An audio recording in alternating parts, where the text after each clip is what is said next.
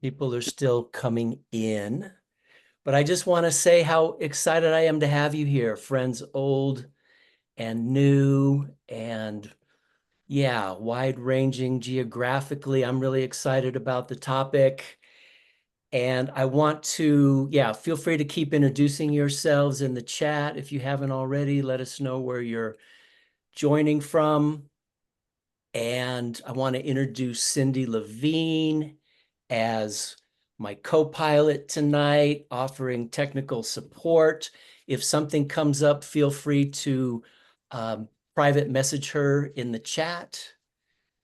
And I would just like to start by just taking 30 seconds to just settle.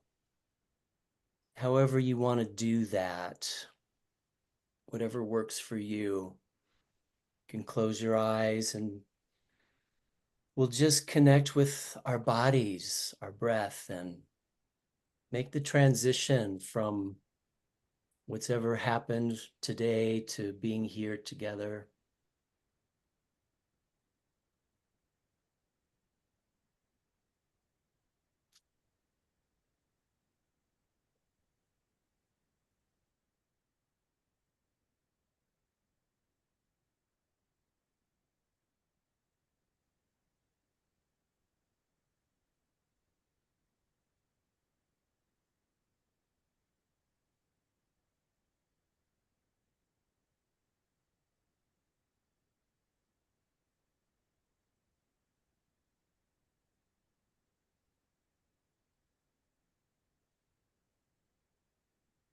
So thank you. And yeah, let's just kind of tune into the group here and kind of create a group field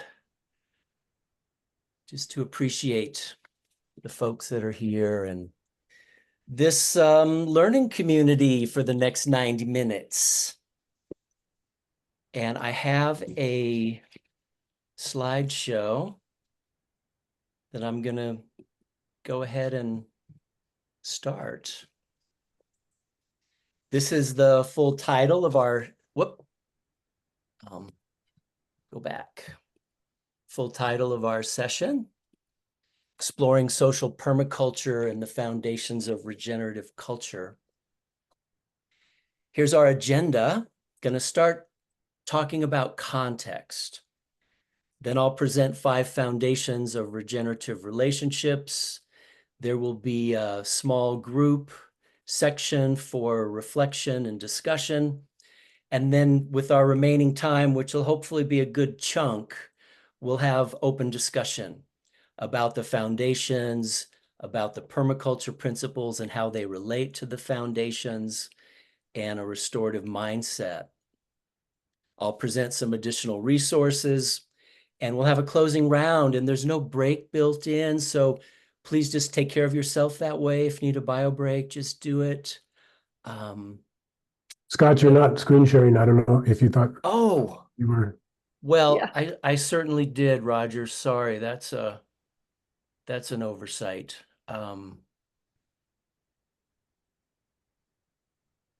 Share.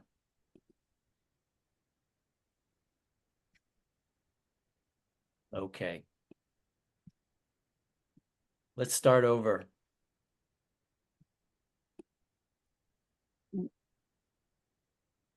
There we go. Better?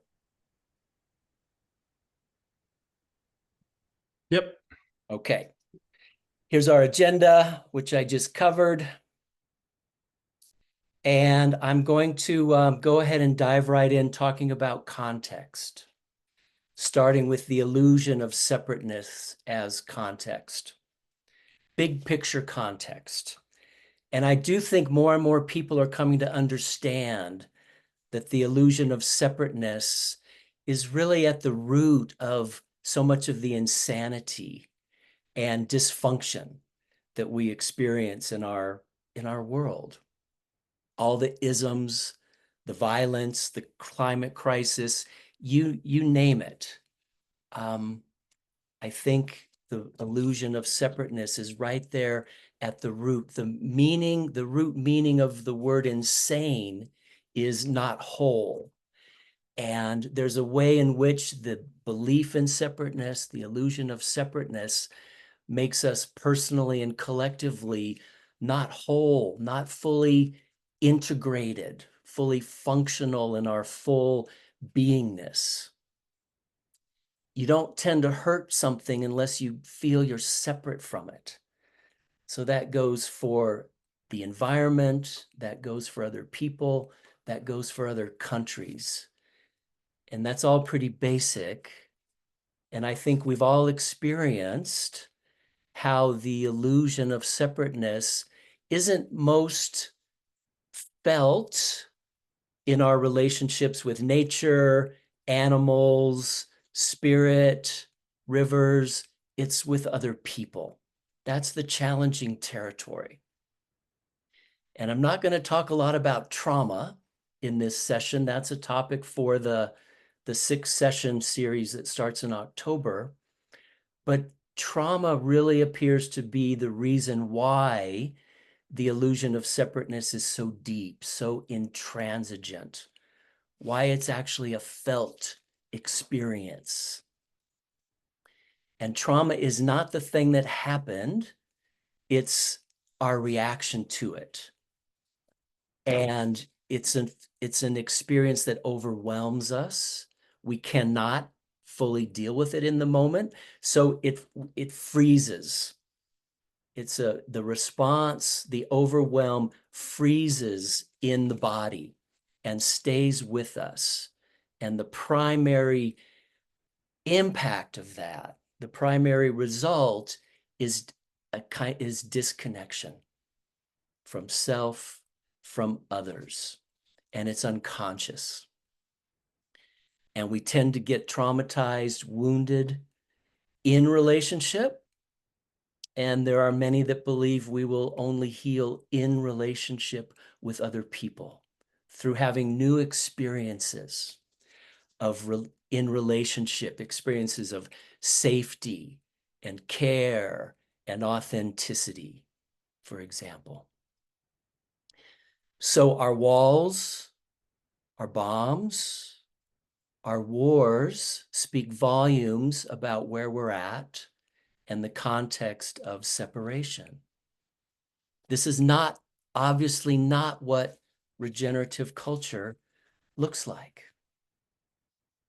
And just to fill out the picture somewhat, context is a big topic, but just to fill it out somewhat, let's bring in the beauty and the wonder in our world, the beauty of children, the care of people, the creativity of people, the activism of people. So those are some of my thoughts on big picture context. So I just want to pause briefly. And Cindy, I think there's a question to post in the chat that is just personal reflection, just to touch on what's important to you in terms of context. There's situations, there's challenges that inspired you to show up for this session, for example. So just connect with what's alive for you in the moment around that. We're not going to have a discussion about it. I am going to stop the share for temporarily though. So just touch on that question.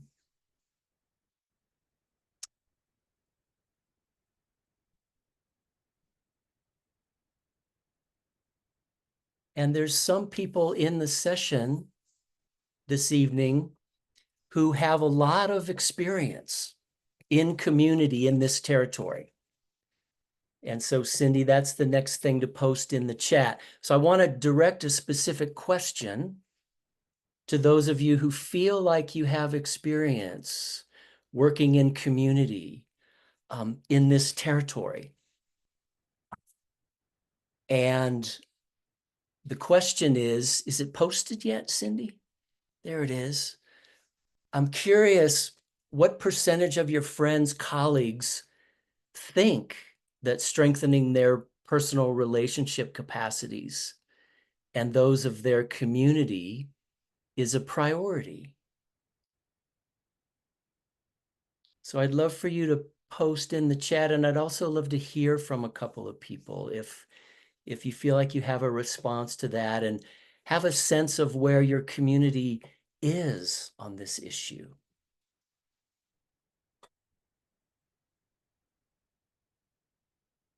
You can just raise a hand because I think I can see everybody. Christine? Recently, I've been experiencing a deepening of my sense of permeability around separateness. As an example, this morning I was in a Feldenkrais class at the library, and so there we all are. We've been meeting like once a week for a couple of months, I think, and it's initially like an individual, private, internal experience of what's going on, but suddenly I had this awareness is like we are all participating together in this very, very special experience, and we're all like one nervous system. And it was a really powerful experience. And that came for me after doing a particular lesson where whatever was happening in the lesson went so deep in my nervous system that I was actually crying and shaking and releasing things that I didn't even know were there. And I think that experience of we are one nervous system arose out of that delicious experience in my body during this lesson. Cool. Yeah. Thank you. Yeah, and Carolyn, I see your post on that. Kim, how many relational issues we have ongoing, including me. Yeah, it's challenging territory, no? Anything you want to say about that, Kim? Or is that enough for now? Yeah, I can say, I mean, I think I'm looking forward to the presentation. I think we all know this on some level, and yet it's hard to make room for all the various perspectives. And I think groups have a tendency to want things to be harmonic in a certain way, and often lack appreciation for the various roles that different people play in order to both either harmonize or provoke dissonance so that something new can happen. And having a sort of wide boundary view for things like that so that we have the capacity to hold an experience is, I think, something we remember and forget over and over and over again. Yeah, thank you. Yeah. Carolyn, you're muted. I feel like I continue to hang with certain people who don't have this sense of community because it helps me to learn. I have a lot of conversations with friends around judgment and acceptance. And I really find that in some of the groups that I'm in, when there's someone that speaks in the right words about having community and feeling we need to be, we need to not feel so separate, and they start to talk about that, and I don't get it in my body that that's at all what they really do. They just have the words. I just continue to stay open to those people and those experiences and my own reactions to that as much as possible, because I think that's what, I can't just hang around with people who think exactly like I do, although that's comfortable. Right. Yeah. Thank you. Thank you. Well, I bring it up largely because I have a sense that most people don't think continuing to grow and learn and lean in is a priority. And I think it's the very first challenge in this territory. And I think it's a big one. And I hope that sessions like this, with hopefully its practical aspects, can be helpful in that regard. So I'm going to go back to sharing, and we're going to dive right into 5 foundations of regenerative relationships. So I refer to them as the 5 R's of regenerative relationships. And I'm just going to go ahead and lay them out right here. There's relationship, responsibility, repair, relational regenerative mindset, and resources. And I'm not going to say a lot about each of them because I think they're pretty clear. The words are clear and relatively, yeah, self-explanatory to a large degree, but I am going to touch on them one at a time, briefly, starting with relationship. And what this really boils down to is prioritizing relationships. And that doesn't mean that, and the focus here is human relationships, right? Not that those are separate from other kinds of relationships, but that's our focus in this territory. And this is not to say that we stay in relationships that are toxic, that we don't make boundaries. Sometimes taking space is the best way to honor a relationship and maintain some level of connection, some level of respect. In this country, we're born into a dominant culture that I believe doesn't value authentic relationships, authentic relating, doesn't organically teach us how to do this. So consequently, most of us didn't grow up with great role models. We didn't have great training in this. I feel like to this day, I wouldn't have any kind of relationship skills to speak of if I hadn't sought them out, if I hadn't paid money to go to trainings. And that says a lot about, I think, our context. So we lean into more courageous, authentic relating, lean into conflict transformation. And it's got to start with intention and motivation. In a regenerative context, I think prioritizing relationship is a powerful lens because it aligns us with the truth of interrelatedness, the truth of interbeing. All of our other relationships, our participation and reciprocity with nature. So this can be seen as a very big umbrella. And it just feels necessary to navigate the challenges that are already here and the other ones that are still coming. And as I said earlier, we tend to be traumatized in relationship with other people and will be healed in relationship with other people. So this is the first foundation. The next one is responsibility. And this boils down to 100% ownership of our feelings, needs, wounds, words, behaviors, without self-blame and shame. Responsibility for healthy, clean communication. Responsibility for healthy, proactive feedback. Just that much feedback in a relationship, in a group setting, goes so far.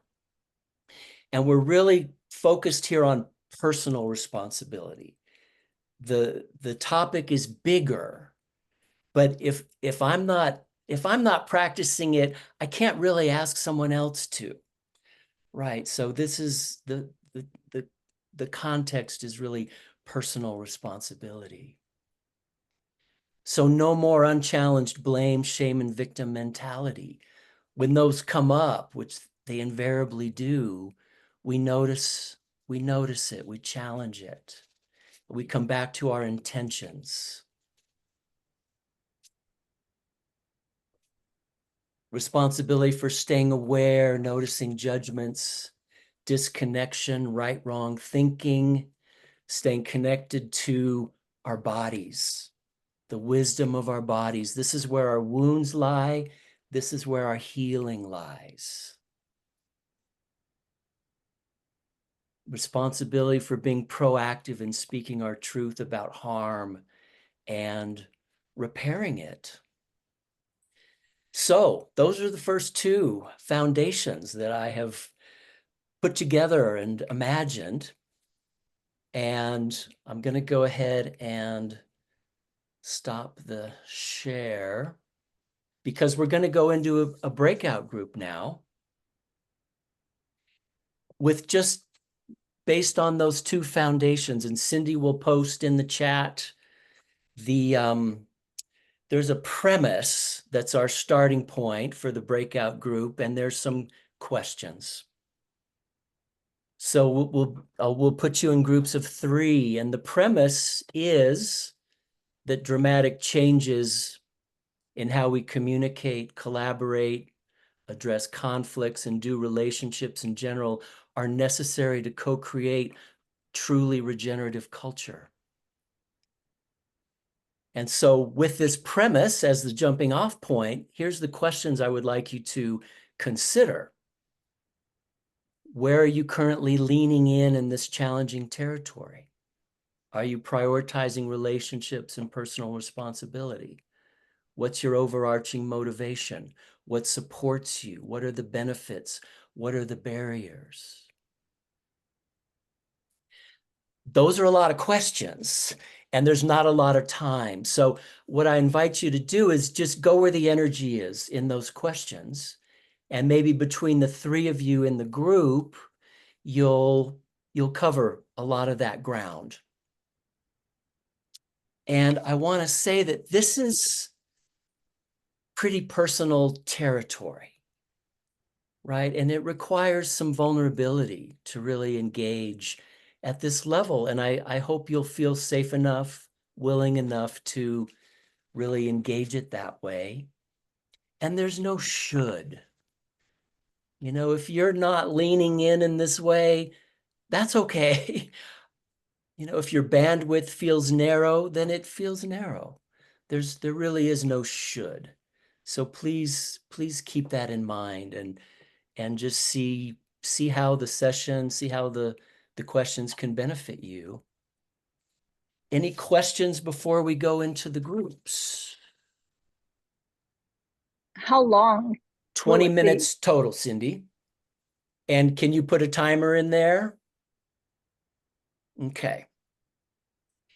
And so 20 minutes, introduce yourselves, maybe take 5 minutes each to just have a go round or however you want to do it, but just make sure everybody gets a chance to be heard. And we'll have a little bit of time when we come back for a full group debriefing. So just make a note if there's anything that you want to bring to the full group. And we'll see you in 20 minutes.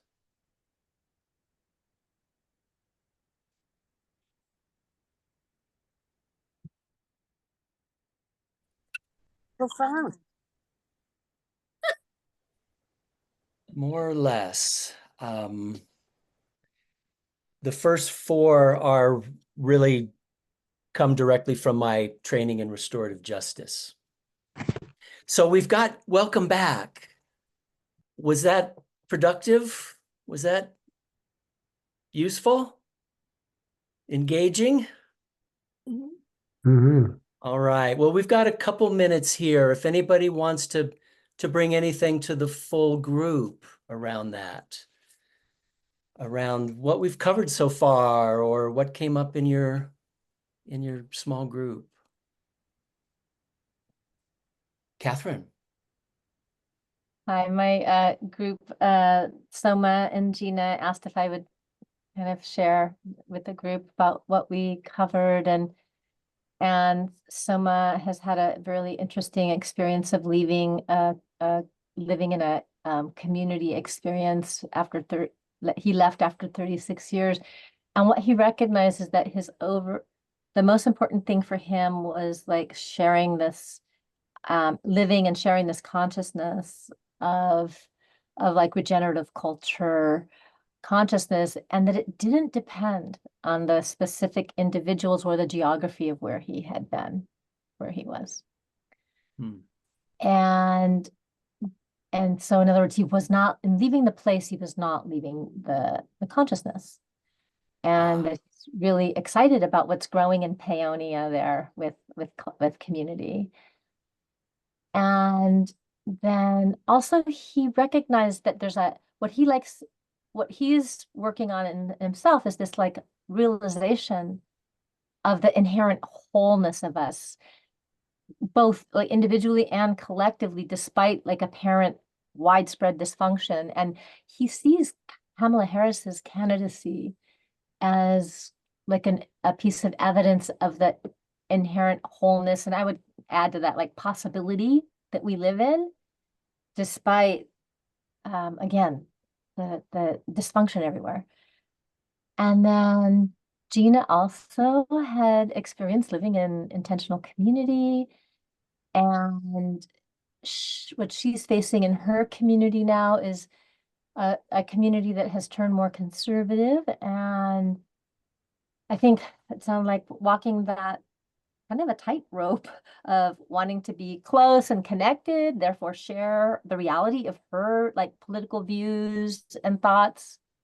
But then on the other hand, knowing that there could, a number of people would take offense at that. So in other words, like conflict, and probably much of it being unconscious conflict played out possibly in these relationships, right? I added that piece, but that's what I was getting.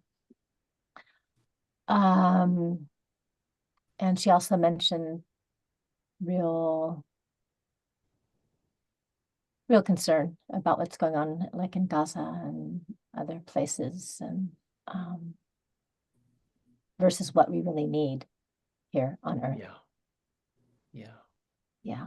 And then my piece was mostly in community. Some of my biggest learning and my biggest most of the answers to the questions that you gave us is about my practice and my work in nonviolent and compassionate communication, and also counsel circle, because they solidly build the skills of regenerative culture in my experience. And the barriers to regenerative culture are people who haven't learned those sets of skills and that consciousness from both of those practices. Yeah. Thank you, Catherine. Mm-hmm. I wish we had time to hear from every group in that much detail, but we don't. But anything burning that anyone else wants to put in at this point around what came out of your group experience? Okay, well, I'm going to go ahead and move us on. I just have one thing I wanted to Done. add, Go. Scott. I thought it was a really beautiful moment in our conversation. We were talking a lot about the importance of feeling seen and how we often don't feel really fully seen. And yeah, Christine talked about, that when she sees, somebody who's really done some, maybe you can correct me on this, Christine, but somebody who's really done some work on themselves and kind of shine their soul, she makes sure to tell them that she sees that. And I just thought that was really beautiful. Yeah. Thank you for adding that. I've She does. experienced that with Christine. Me too. Yeah. Okay, I am going to move us on now. Going back into the slideshow, and I'm going to get us through the rest of these foundations as quick as I can so that we can have some time to just open up the discussion. So the third foundation is repair. And in this territory, we normalize harm and conflict in human relationships. And my interest in using the word repair comes from my experience with restorative justice, where it's really, restorative justice is all about harm and repair. Somebody makes a mess, they're asked to repair it. So it's normalized. And without ongoing repair, resentments build up and poison relationships. And I think there's a lot of that happens in our world. And let's be clear that conflict is where we get most deeply tested and have the most growth opportunity. So because it's challenging, repair, conflict transformation isn't going to happen without prioritizing relationships, without a commitment to responsibility, starting with personal responsibility. So I believe that the foundations I'm presenting really build on and support each other. So we lean in and practice communication skills, staying centered, et cetera, because there's a lot of capacity that gets called on when we're in this territory of trying to repair harm.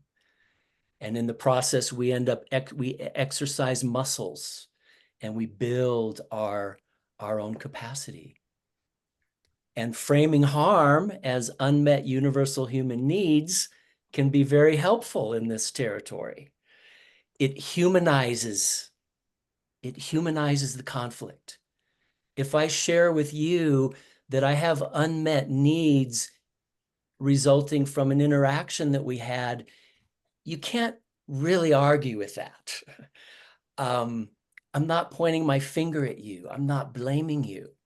I'm just saying, hey, I've got these unmet needs. I've got this longing to be in better relationship with you. And if you've studied nonviolent communication, that will sound very familiar with its nonviolent communications focus on unmet needs. Steve. Yeah, I just had a question on, I'm a little confused by the word normalize in the first one. I was going to raise the same question. Good. Yeah, okay. The way I typically see the word normalize is it makes it okay in our group to inflict harm and to cause conflict. Right. My sense of what you're saying here is it acknowledges that harm and conflict does happen. Don't pretend it doesn't. But Yeah. what's really being normalized is the response to it, which is to repair it when it comes up. But, well, I think maybe mostly that, Steve, but also the other part that you said is harm happens all the time. You know, we make a mess. We say the wrong thing. We're very sensitive. And so just to, I think when we don't normalize, in a sense, it might be an awkward word here, but I think there's a way in which we go directly to shame and, really negative self-talk about ourselves or others if we don't appreciate that, yeah, harm is a fairly normal part of life. It doesn't mean it's okay. But I'm glad you asked the question. I think that's the sense I had. So recognizing harm and conflict are normal in human relationships, that sentence would really work for me. Yeah. Okay. But Me too. normalize implies that in our group, it's okay to harm and conflict each other like right.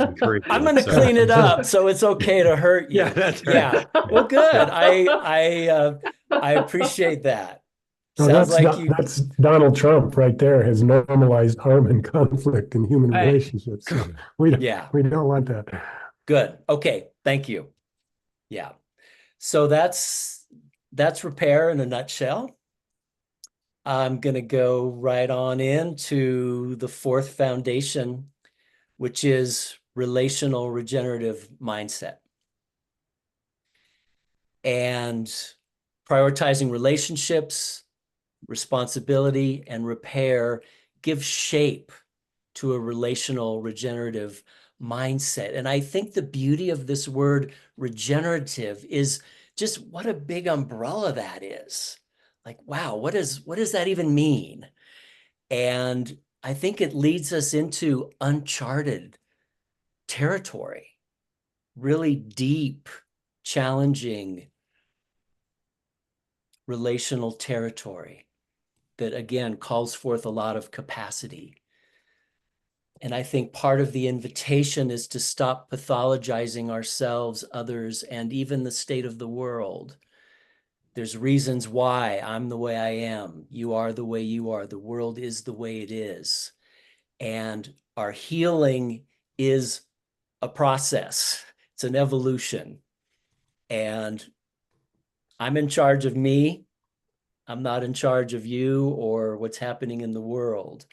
I just don't think pathologizing, and this is partly the trauma lens, can help with this, to help us understand the deep woundedness that is such a part of our context.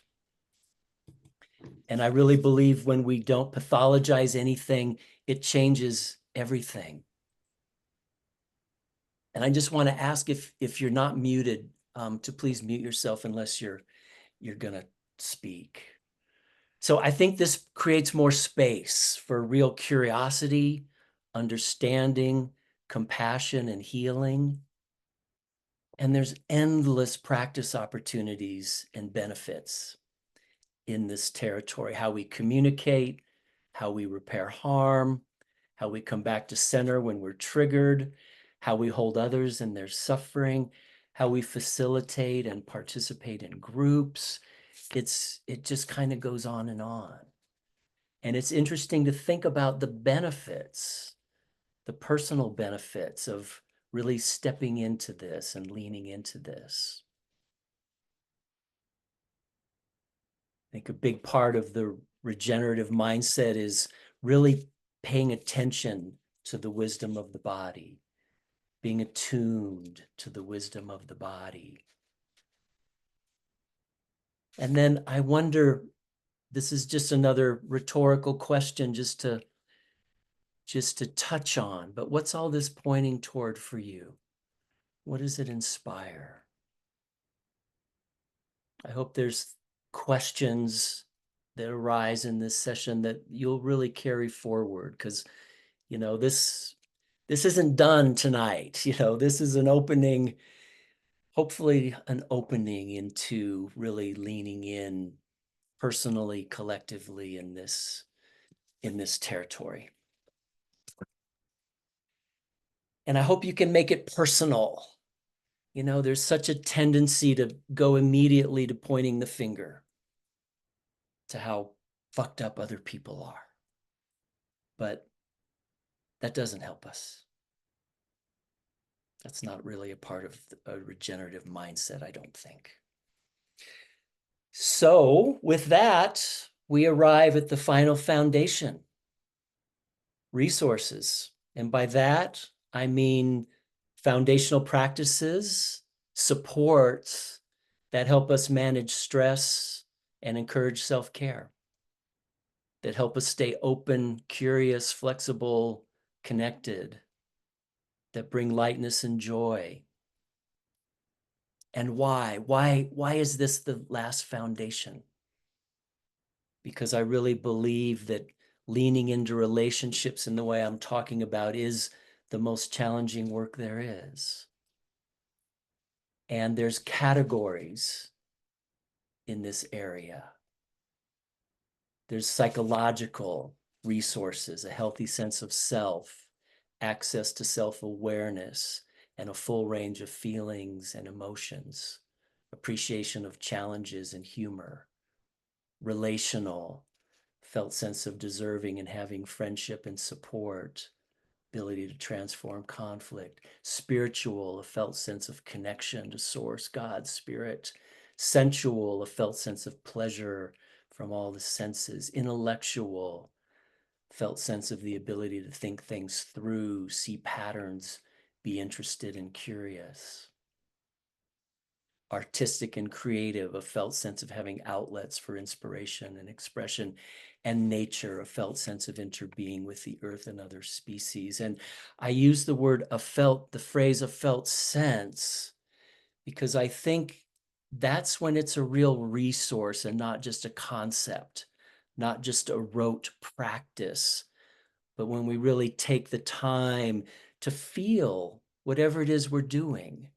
You know, even for me, a bike ride in my neighborhood, you know, if I'm really paying attention, it's not just it's more than a distraction. It's very resourcing. So what are your go-to resources? What are your practices? I hope you'll take that away as a question worthy of reflection. And I think the territory is so challenging that we definitely want to go to those practices that already work for us, probably more than ever, if we're really going to lean into kind of the transformational energy of this topic. And to maybe look at some resource categories that we don't use and bring those forward in a stronger way. So with that, I'm going to stop the PowerPoint and we're going to go into open discussion. And first, any other questions about the 5 foundations?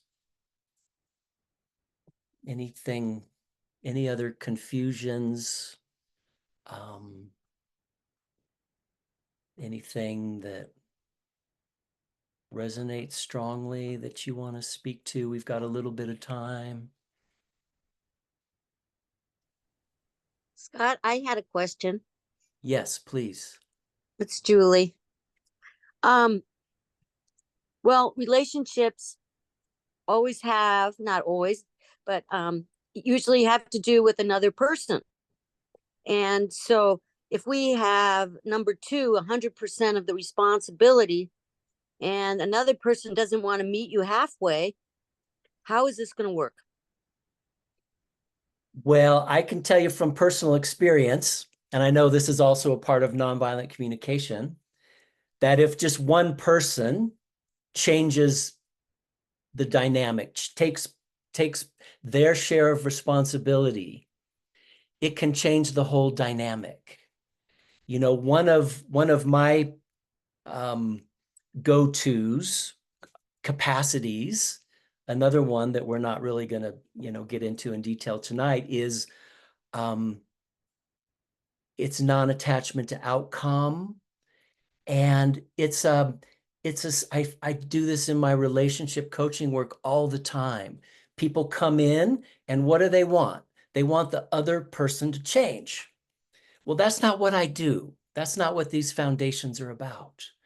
If you take responsibility for you, you can do a lot to take the argument out. You can do what you can do to stay connected, and it actually doesn't matter what they do. They get to be them. You get to be you. This is a part of our evolution, I think, as human beings. It's just think about it, lean into it, consider it as just a more mature way to be in relationship. You know, otherwise we set ourselves up to continually be triggered because they're not doing what I want them to do, damn it. Maybe they won't. But expressing your needs, your longing, that's what you can do. I'm not saying this is easy, you know. That's why we need our resources. It's hard. And I think it's really important for getting where we need to go and addressing the problems that we're facing, the predicament. Lena.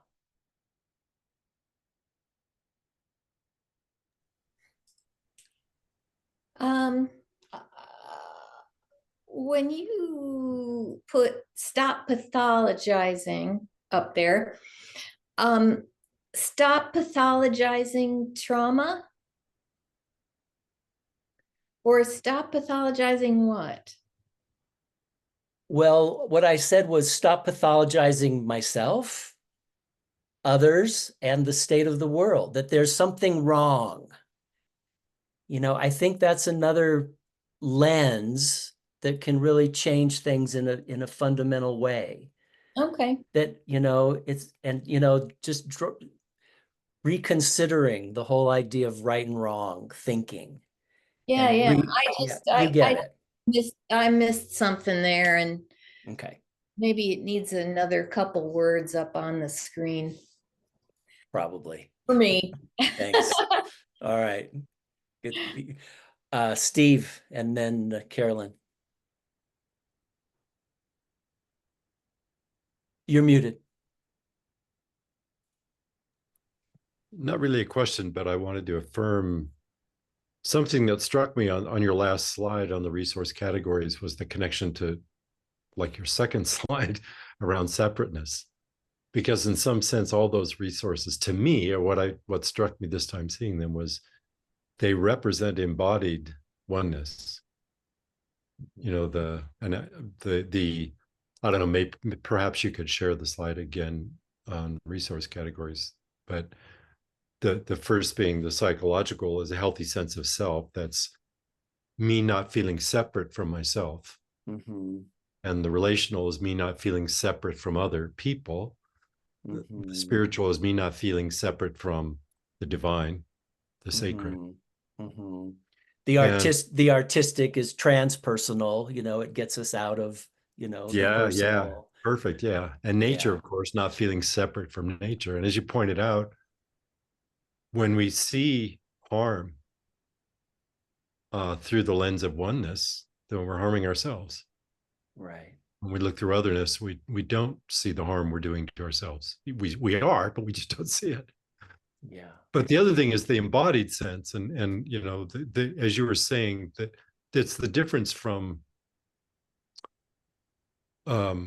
thinking about it or intellectually, recognizing the truth of these versus actually internalizing the feeling and sensing it in our bodies. So I appreciate you bringing that in. And I'll just share one tool that's been transformative for me. When struggling with other people not changing in the way that they really need to and ought to. I had this insight that, it was in an embodied sense. This wasn't a thought. It was just sudden recognition. And I don't do it perfectly, certainly, but it had fundamentally shifted my orientation when I said, I'm not going to predicate my happiness on other people being anything other than who they are. Wonderful. And as soon as I do that, it's like, okay, then they're free to be them. And I realized it was my entanglement with the expectation or the desire or whatever, them wanting to be different. Mm-hmm. It actually, for me, I was using that as a shield to avoid looking at stuff I needed to look at in myself also. So it's another way that it's not easy, because when I can't pathologize the other and make it somebody else's problem, there's only one place that leaves. Yeah. One thing that needs to change that I have. Yeah, the finger's either pointing out there or it's pointing exactly. to you. Thank you. Yeah. Carolyn and then Soma.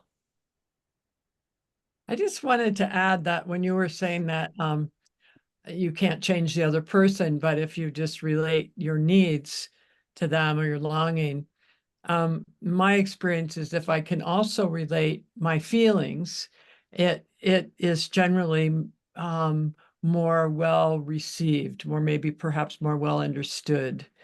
So I just wanted to share that.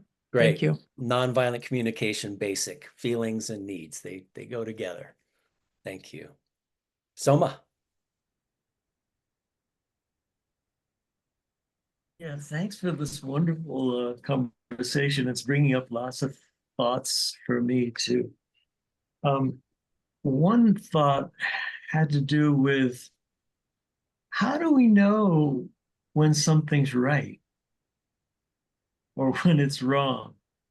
How do I know that, inside myself? Yeah. And in exploring my perception of an answer to that question, I get the sensing that there's an inherent design within me, but within human beings, that that knows the right way, the right from the wrong. And it may not be absolutely right or wrong in an absolute sense, but there is a kind of a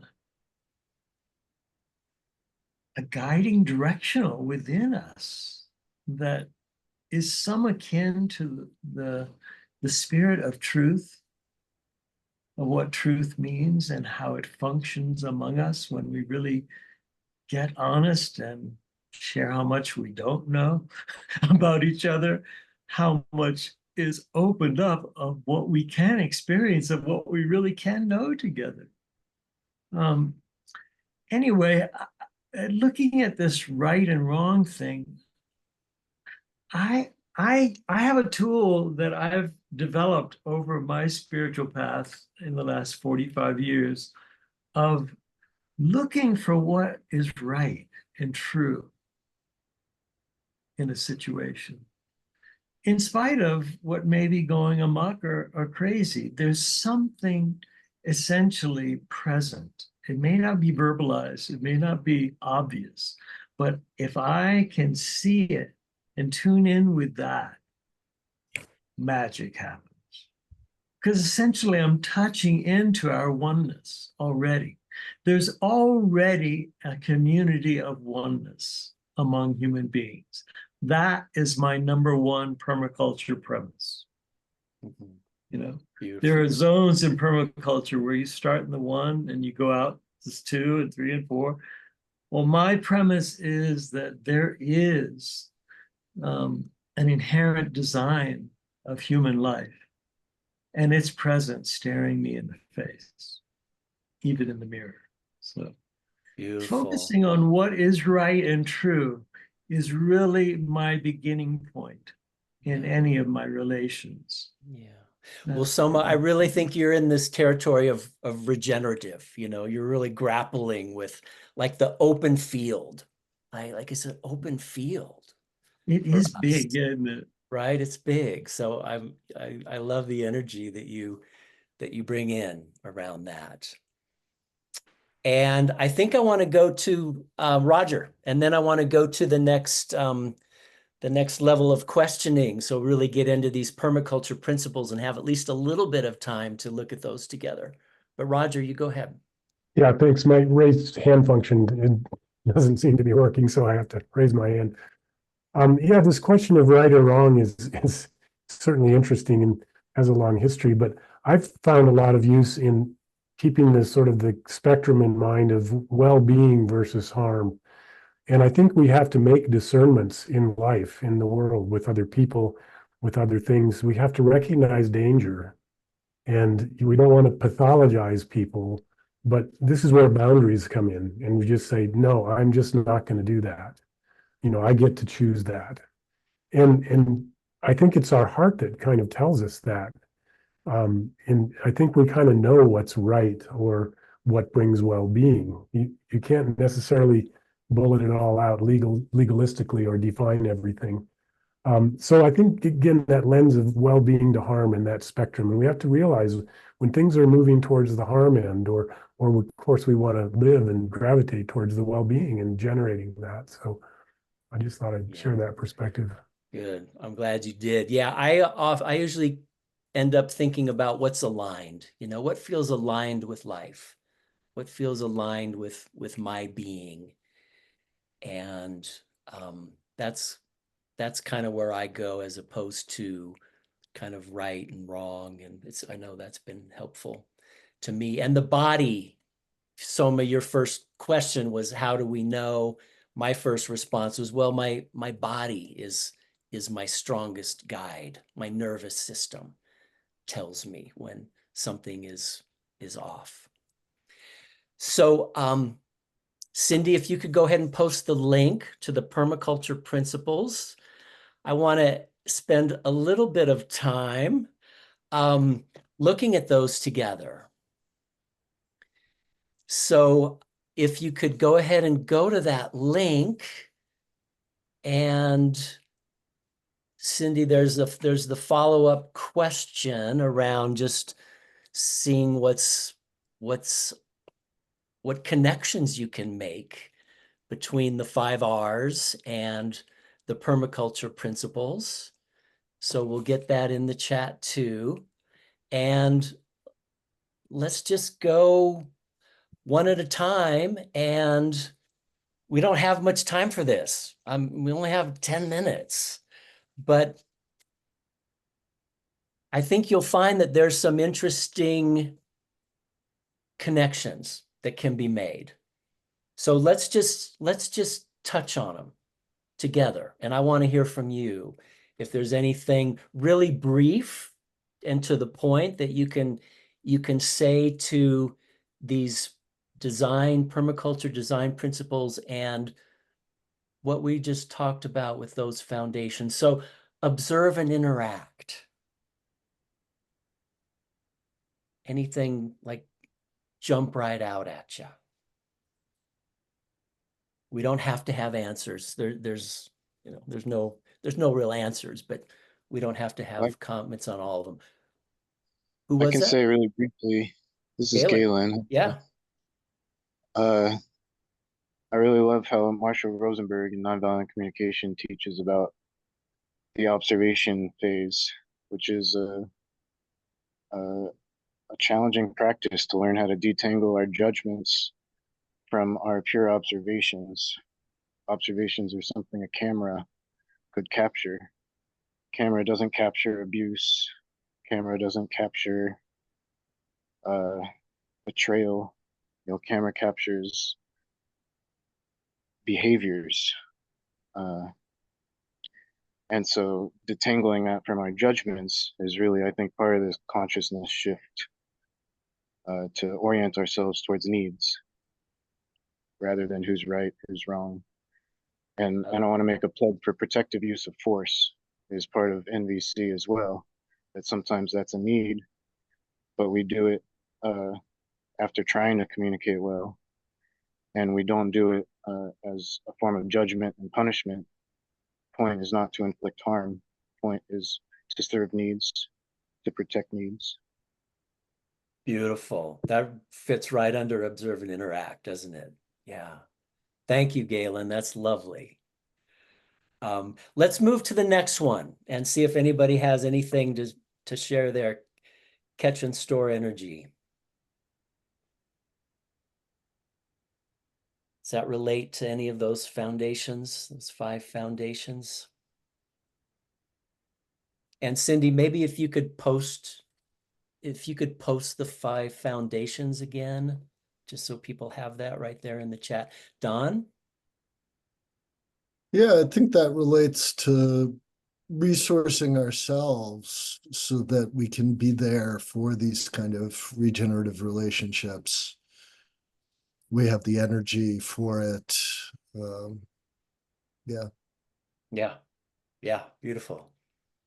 I can also feel how repairing restores energy, because whenever there's not repair, there's just like a constant drain. Right on. Yeah. How about the next one? Obtain a yield.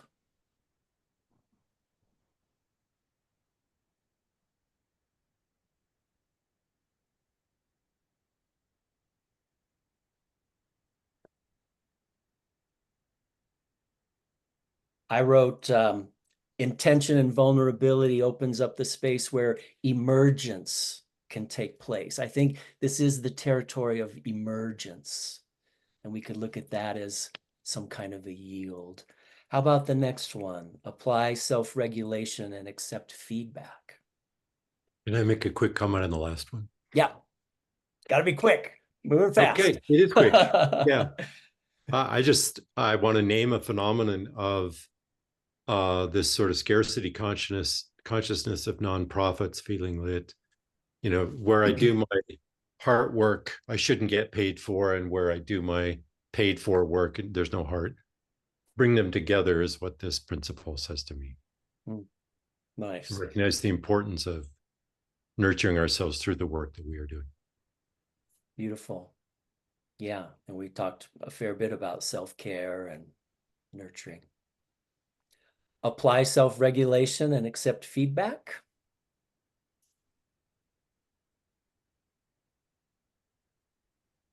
kind of touched on feedback already.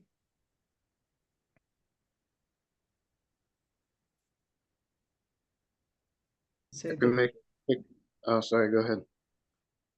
Self-responsibility is a kind of regulation. Like, I'm going to pay attention to how I'm communicating and the quality of our interaction. It's kind of a regulation. Yep. Totally. Galen? I was just gonna bring to mind sociocracy. In sociocracy, a set of tools to help groups make better agreements and decisions together. They talk about how every agreement is best formulated, including feedback questions that we're going to ask later, assessing how this agreement has gone. So we make an agreement, and a part of that agreement is 3 months from now, we're going to ask ourselves, has this been working? What are the impacts, etc. So that's part of applying feedback at a social. Yeah, thank you. Use renewable resources and services. Resources. Right. Well, certainly the resources that you posted, which thank you for that page, are renewable. They're all renewable. Yeah. Yeah. Does this mean don't deplete? Mm. Don't be a suck on things? Don't be a Sure. drain? Sure. Yeah, And don't including deplete ourselves. yourself. Yeah. Yeah. Mm. Produce no waste.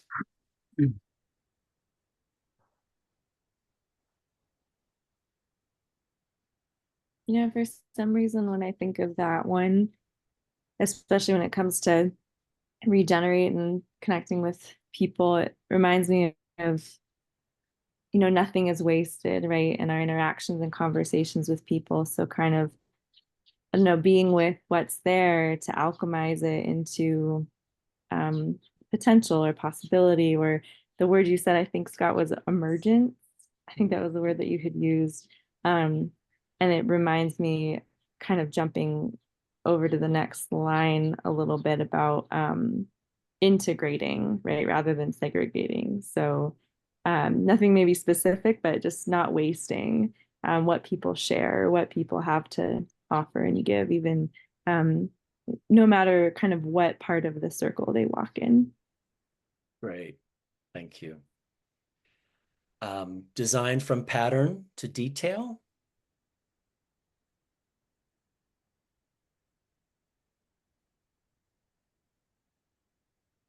That was a little tricky.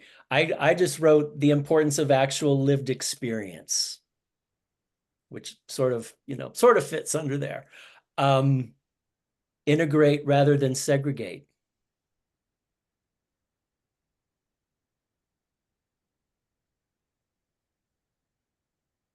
To me, that's like not othering.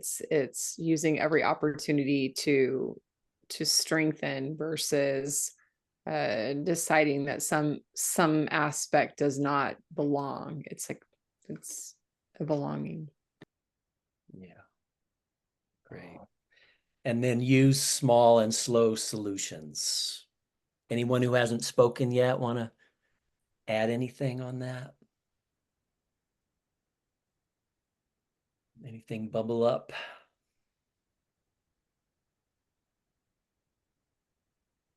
I think the concept of small and slow really gives an opening and okayness to those you may be working with, who may be, terrified and on defense. And small and slow really helps. Yeah. In my experience. Great. Yeah, I wrote the regenerative mindset is patient and the little things are important. And we're going to go over time a little bit. I hope that will be okay with people. I wanted to offer an example. I had a colleague, this is under small and slow solutions, I think. I had a colleague who spent time in Africa. And when we were in meetings, she really wanted us to spend conscious time greeting each other because of her experience in Africa, where when she met people on the street, just greeting each other would be half an hour of your time. And it didn't really matter how busy, you know, where you had to go or how urgent it was. It was a priority to greet each other. And I still carry that, that encouragement to think about that. So I try to stay conscious of how I greet others, how others greet me on the street, in meetings. So I just offer that as an example of just a practical practice. Okay, thank you for that. That was lovely. That could have gone on. We could have made a lot more space for that. And we're out of time. So I have one more slide to share. This is additional resources. And I really want to start with the Relational Roots of Regenerative Culture webinar that I'll be leading starting October 9th, 6 Wednesdays, starting October 9th. And this is where we're going to go way deeper into all these foundations in experiential ways, spacious ways. We'll get into scenarios and role plays and really have time to mix it up and really find the collective wisdom and benefit from it. We'll look more deeply at trauma and the way it really gives our healing a focus point. And I'll present additional capacities and we'll build a real learning community, as always happens in those sessions. So other resources, my book, Active Peace, goes into a lot of this in a lot of depth, very experiential, as is the relationship roadmap that I co-authored with a buddy. It's a workbook. It's a free download when you go to the Active Peace homepage and sign up for the email list. And Cindy, if you haven't already, will you post the links? There's relevant links to all of these resources that will be in the chat. We've got links to the NVC feelings and needs inventories, which is just a great tool. I want to put a plug in for the Myth of Normal, a beautiful, comprehensive, compassionate book on trauma that Gabor Mate wrote, one of the real foremost experts and presenters on trauma. And I want to put a plug in for Don Hall's new book, The Transition Handbook, which I haven't read, but I know Don brings a lot to the subject.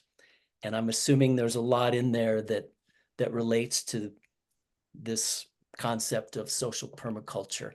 And so For sure. There's a link. I just wanted to say it's called the Regeneration Handbook. The Transition Handbook was Rob Hopkins. Oh, I'm sorry. Bummer. That's all right. I thought I went to great lengths to get that right. Thank you. Is the link in the chat correct? Yeah.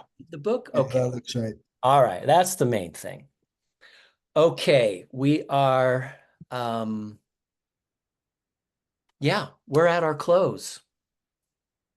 So I would love to just get a checkout from everybody in the chat really quick. And if there's something that you want to voice, feel free to do that too. But we're done. That was a pretty fast ride. I wish we'd had more time.